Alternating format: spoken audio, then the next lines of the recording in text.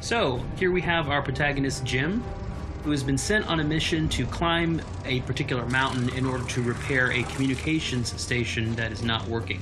In order to reach the top of that mountain, he's going to have to go through an acrid nest, and that will allow us to showcase one of our new acrid types. Now you can see it here bursting through the spawner. This is a fire wasp, which is one of our flying acrid types. And that means that it will not only buzz around you and try to attack you at close range, it also has a long-range attack. Jim is going into cover here in order to protect against some of those long-range attacks and defeat the fire wasps here. Now he's throwing a grenade at the spawner, and we'll follow that up with some gunfire here in order to take it out, and that will allow him to move into the next area. Now we have Jim entering the main portion of the fire wasp nest, and he's going to have to continue taking out the fire wasps. One of them has grabbed him here. This is another example of what we call the struggle mode, which is present with all of these smaller acrid types. And what we really wanted to do here was present something that was not a typical QTE. You will have to bash buttons a little bit, but afterwards, as you can see here, you're actually going to have to aim that reticle, and when it turns red, Jim will attack, and that will help you finish off the enemy. Now we've jumped a section here to the top of the mountain, and Jim is going to get to the bottom of why this satellite dish has stopped functioning.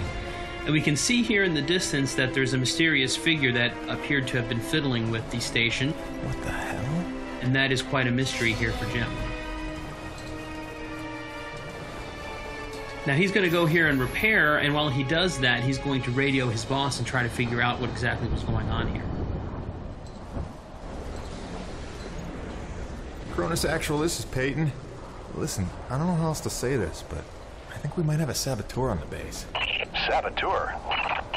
Jim, no offense. You're not supposed to go stir-crazy until you've been here at least a year. I'm serious, boss. Somebody was out here. All right, Jim, I believe you. First things first, head into the relay station, raise the satellite dish, and call up the tram. So as we can see, there's something not quite right about the situation, but Jim's got to focus on his mission. He's now pulled the lever that is going to put this communication station back into operation, and we get a nice, cool reveal here of the main portion of the satellite dish.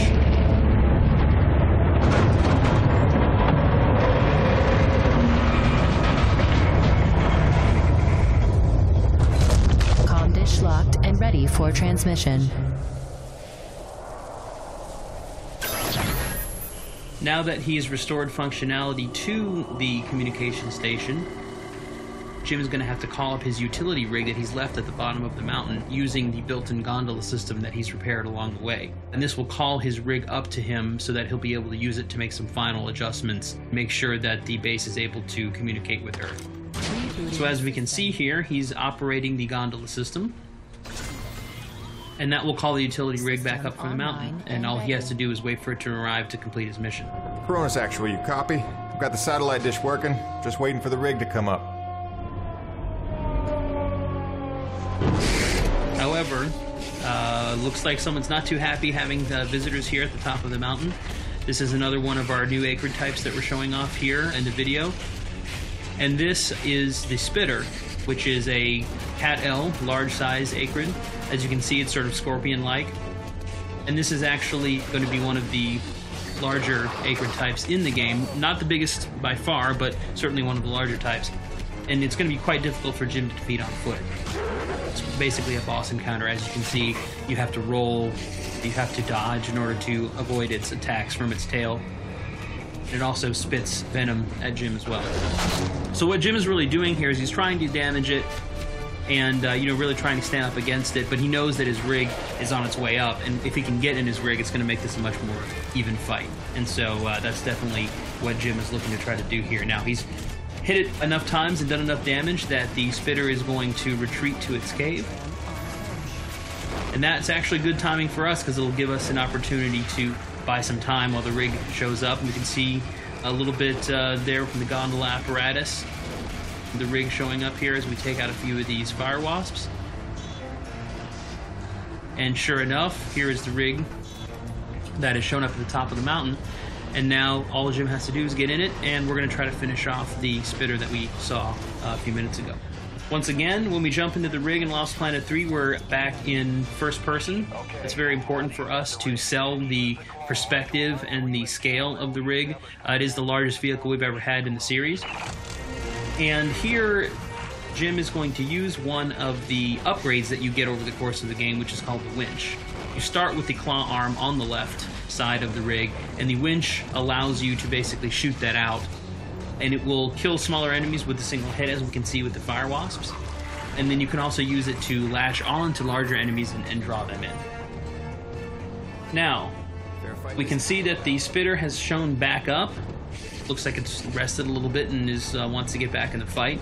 So now we're going to give it something its own size to take on. We can bash using the drill arm, which will help, and then grab on with the winch, as we mentioned earlier, and then we can pull in using the winch, and that will allow us to grab the tail, lift it up, and attack with the drill. Now, important thing to note here, it's hard to tell a little bit from the video, but when you're actually playing the game, all of these things are their own unique controls. So when you grab onto the tail, you've got to use the trigger to grab, you've got to use the stick to lift the tail up, you have to use the right trigger to drill, and you have to aim the drill. So it's not a situation where the game's doing everything for you. We really want you to feel as though you're personally in control of this large rig. Now we've taken the tail off, we've bashed it into submission a little bit, and we're going to try to come in here now to finish it off. So bash it, stun it a little bit, come in, grab with the left trigger, and then we're going to use the drill here in order to finish it off, which is quite a gory and satisfying way to kill the enemy. And there we go. Before we finish out the video here, just going to play one of our cool cinematics here that's going to show a little bit more of the background of some of the characters and also give some hints at some of the mysteries that Jim and the others are facing here on EDN 3.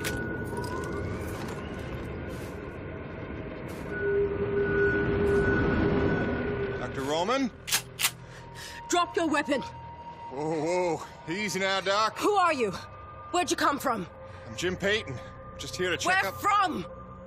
Coronis, what the hell, lady? Where else would I be from? Braddock sent me. I know you. Right. They came down with that creepy fella you don't like, with the big head. Just hitching a ride, I swear. I barely know the guy. You may be done aiming things at me now?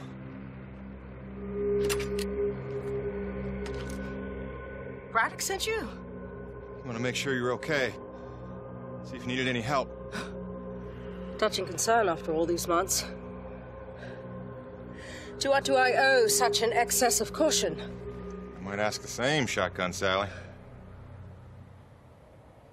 You've seen it then, haven't you? It? Someone in the distance. Watching. Hard to know what I saw. They say folks start to crack up. Out here in the white too long? Perhaps. Do you feel cracked? Can't say as I do. Then there's something the old man's not telling us. You realize that? Trying not to. I know how it is. You didn't come here to ask questions. But believe me, James, this place has secrets. Keep your eyes open, or they'll sneak up on you when you least expect it. It's all good and ominous, Doc. I'm just here to do a job. That's convenient. I've got one for you.